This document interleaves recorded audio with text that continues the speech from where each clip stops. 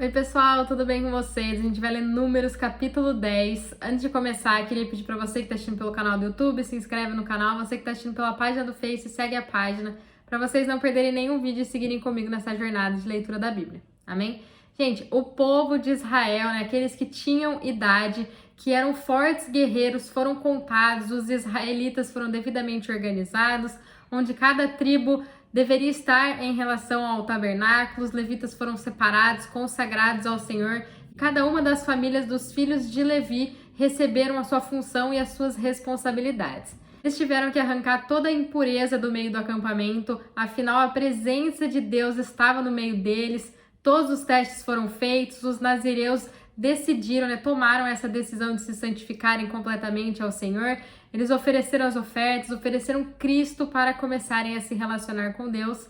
E eles até mesmo celebraram a Páscoa, desfrutando de Cristo mutuamente com Deus. Então tudo estava no seu devido lugar, tudo estava totalmente organizado, cada um sabia o que deveria fazer, todos estavam debaixo da direção e do comando do Senhor. Eles haviam feito tudo conforme as ordenanças de Deus, então eles estavam prontos para seguir em frente e deixar o Monte Sinai rumo à Terra Prometida. Amém? Então vamos à leitura do capítulo. Disse o Senhor a Moisés: faze 2 trombetas de prata batida, elas te servirão para convocar a comunidade e dar ordem para a partida dos acampamentos. Então as trombetas de prata aqui mencionada não são a mesma coisa que o chofar, que ele era feito de chifre de carneiro. As trombetas, elas eram um objeto, com tubos longos e finos, com aberturas largas, de acordo com as fontes extras bíblicas. Para cada tipo de som que a trombeta fazia, servia como uma orientação, como uma direção que o povo de Deus deveria seguir, o modo que cada um deveria se organizar. Então os israelitas, eles eram guiados pela nuvem ou pela coluna de fogo. Era também uma das manifestações da presença de Deus com eles a todo tempo, mas eles também tinham as trombetas, não para guiá-los, mas para alertá-los, o modo como eles deveriam agir em cada situação. Hoje nós temos o Espírito Santo que nos guia, que também nos alerta, que nos mostra a maneira que devemos proceder mediante as situações das nossas vidas. Quando ambas soarem, toda a comunidade se ajuntará a ti à entrada da tenda da congregação. Quando, porém, soar uma só, a ti se ajuntarão os líderes, os chefes dos clãs de Israel. Quando as 2 trombetas tocassem, a comunidade inteira dos filhos de Israel deveriam se ajuntar diante de Moisés na entrada da tenda. Quando tocava só uma vez, os líderes, os chefes das tribos deveriam se juntar a Moisés. Então, eles precisariam ficar atentos, ao som da trombeta, porque de nada adianta a trombeta tocar e as pessoas não saberem, não entenderem ou não estarem prestando atenção, porque assim eles também não iriam saber como eles deveriam proceder. E assim também acontece com a gente precisa ficar atento à voz do Espírito Santo, ele fala conosco a todo tempo, mas se a gente não estiver sensível, se a gente estiver prestando mais atenção ao lado de fora do que ao lado de dentro, nós não ouviremos e nós não saberemos como agir e possivelmente a gente vai fazer o que a gente acha que é melhor e não seguir a orientação do Espírito. Quando se tocar retinindo, partirão os exércitos que estão acampados ao oriente. Quando pela segunda vez se tocar retinindo, partirão os exércitos que estão acampados ao sul. Para a partida dos acampamentos se tocará retinindo. Para ajuntar a comunidade se tocará sem retinir. Então, quando se toca retinindo, que é um som forte, agudo, metálico, diferente de soar, diferente do que a gente viu aqui nos versículos anteriores, que era quando soava as trombetas, eles deveriam se juntar perante Moisés. Então, fez esse som de retinir pela primeira vez, os exércitos ao oriente deveriam partir. E quando se toca pela segunda vez, os acampamentos dos filhos de Israel, estando ao sul, deveriam partir. Então, a cada som da trombeta, eles sabiam exatamente como eles deveriam agir, o que eles precisariam fazer. Amém? Os filhos de Arão, os sacerdotes, tocarão as trombetas. Será isso para vós e vossas gerações um estatuto perpétuo. Então, somente os filhos de Arão que tocavam as trombetas, aqueles que estavam mais próximos ao Senhor, que serviam totalmente a ele, deveriam guiar o povo a fazer aquilo conforme era a vontade do Senhor. Quando na vossa terra sairdes a pelejar contra o inimigo que vos oprime, tocareis as trombetas retinindo, e perante o Senhor, o vosso Deus, haverá lembrança de vós, e sereis salvos de vossos inimigos. Então aqui, quando eles não precisarem mais se deslocar, quando eles já estiverem na terra prometida e quando eles precisarem lutar com seus inimigos, eles deveriam tocar a trombeta retinindo. Ainda estando no deserto, toca retinindo, eles partem. Quando eles chegam na terra prometida, vai tocar retinindo, eles saírem em guerra, então o Senhor lembraria deles e lutaria por eles. Semelhantemente, no dia da vossa alegria, nas vossas solenidades e nos princípios dos vossos meses, tocareis as trombetas sobre os vossos holocaustos, sobre os vossos sacrifícios de ofertas pacíficas, e vos serão por lembrança perante o vosso Deus. Eu sou o Senhor, o vosso Deus.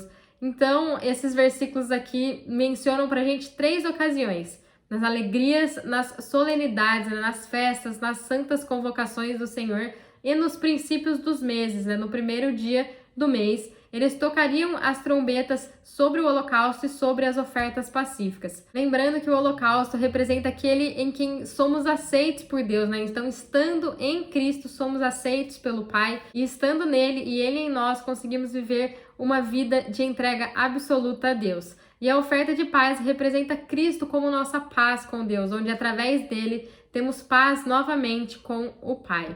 Amém? Gente, antes de prosseguir aqui para o versículo 11, onde a gente vai falar sobre a saída do povo do Monte Sinai, eu gostaria de pontuar algumas coisas importantes aqui que a gente viu nesses versículos. 2 trombetas de prata batida. Então, trombeta significa dar voz a algo, proclamar algo, e a gente sabe que a prata representa a redenção, e a obra batida significa o objeto formado na própria substância. Então, não tinha outra substância. A trombeta era formada, da própria prata. Ou seja, nós devemos propagar, proclamar a obra redentora que está em Cristo Jesus. Mas nós só podemos fazer isso depois que Deus trabalha em nós a sua palavra, depois que a gente experimenta toda essa redenção, depois que a gente experimenta essa obra. Então, o Senhor não apenas nos designa a dizer algo, Ele trabalha a mensagem dentro de nós antes que Ele nos permita falar sobre ela. Então, todos nós fomos chamados para anunciar as grandezas daquele que nos tirou das trevas para a sua maravilhosa luz. Mas antes, Ele molda em nós a sua essência. Amém? Agora, gente, por que 2 trombetas e não uma só? A gente sabe que o 2 é o mínimo exigido por Deus para ser dado um testemunho. Então, pode até ter mais do que 2, mas não menos que 2. Então, ao dar nosso testemunho, a gente precisa de 2 testemunhas. A gente pode até falar que a gente virou crente e agora nós somos filhos, mas se isso não vem com a mudança das nossas atitudes, mas se isso não vem com um agir diferente que testemunha realmente aquilo que a gente está falando, pode até ser que seja verdade, mas só vai ser confirmado para todos à nossa volta quando o que a gente fala testifica com o que a gente faz. Gente, assim também o nosso espírito que testifica com o Espírito Santo que nós somos filhos de Deus. E como ao longo desses vídeos a gente vem falando bastante, que essa verdade não pode ficar somente no nosso interior, somente no nosso espírito, que ela precisa fluir para todo o nosso ser. Então nós precisamos manifestar para fora aquilo que já está no nosso interior, aquilo que já é uma verdade no nosso interior.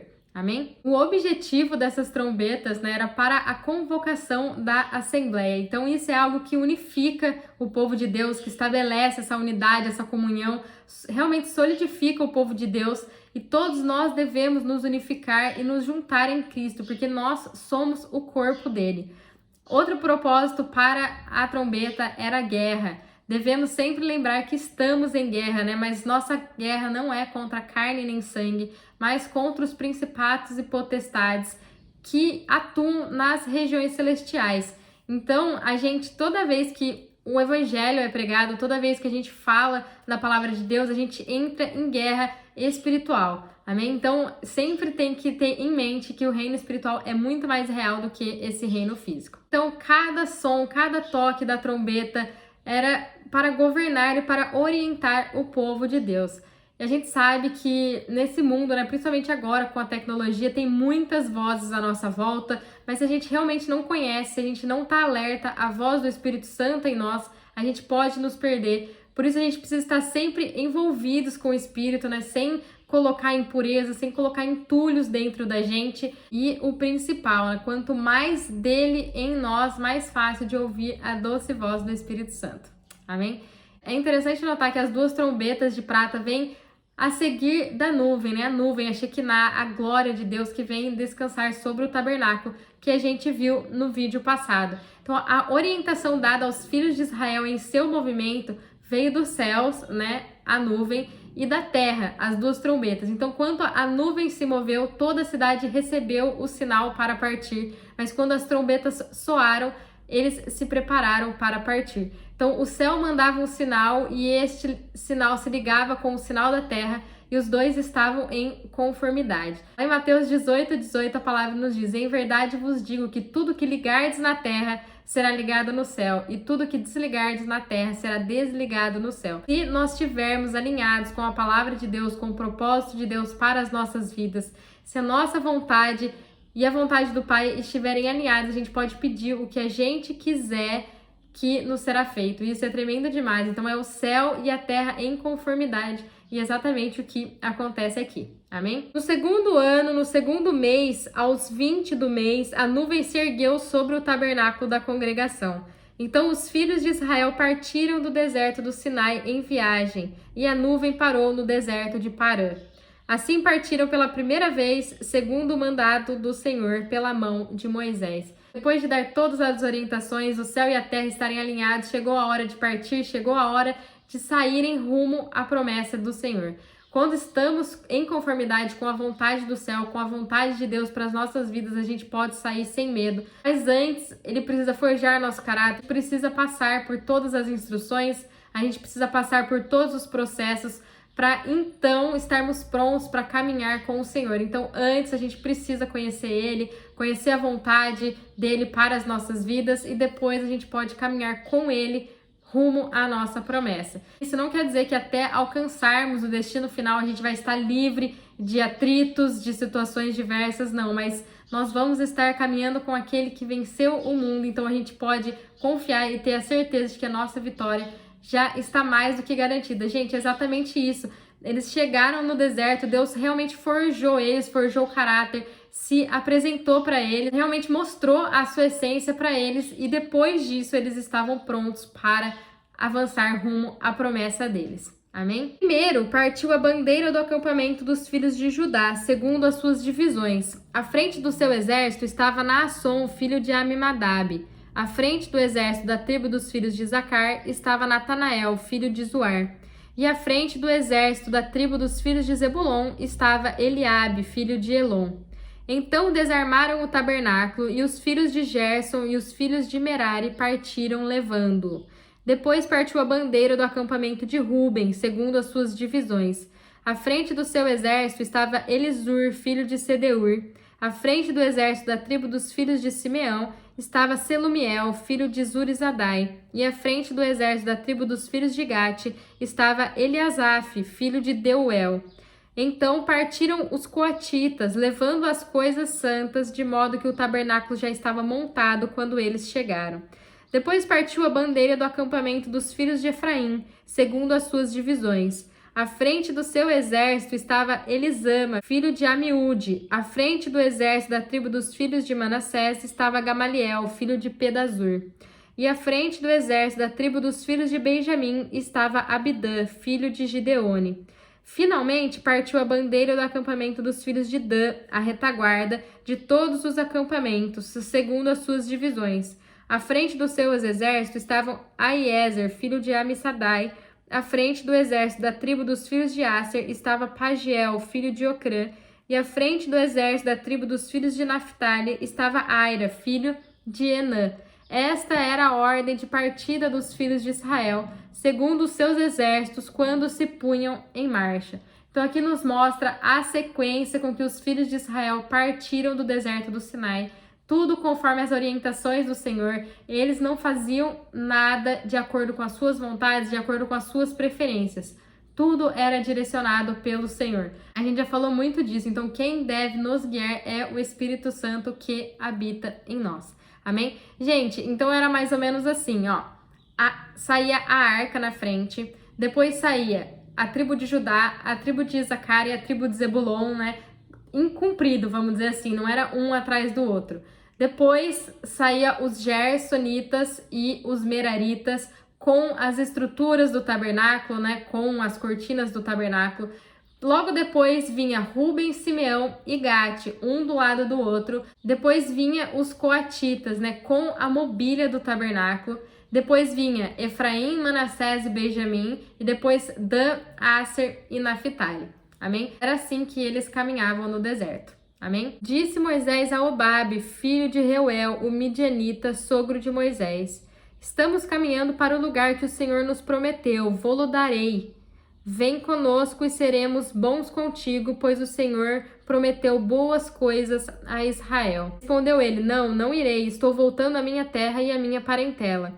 Tornou-lhe Moisés: não nos deixes, tu sabes onde devemos nos acampar no deserto e nos serás de guia. Se vieres conosco, compartilharemos contigo tudo de bom que o Senhor nos fizer. Então Moisés pediu ao seu sogro, né, que era mais velho, que era mais experiente, conhecia, vamos dizer assim, o deserto, para acompanhá-los nessa caminhada. Mas o sogro de Moisés se recusou. Então Moisés, ele promete bênçãos, né, promete aquilo que Deus havia prometido para eles, para o seu sogro. Gente, muitas vezes a gente age como Moisés. E ao invés de confiar plenamente em Deus, na sua palavra, a gente está propenso a achar que a gente vai precisar da opinião dos outros, da direção de alguém mais experiente, de alguém que conhece o lugar para onde Deus está nos levando, e a gente acaba pedindo a direção de homens falhos. Mas Deus não precisa de nada disso, né? Em vários episódios aqui na palavra de Deus, a gente sempre vê alguns homens de Deus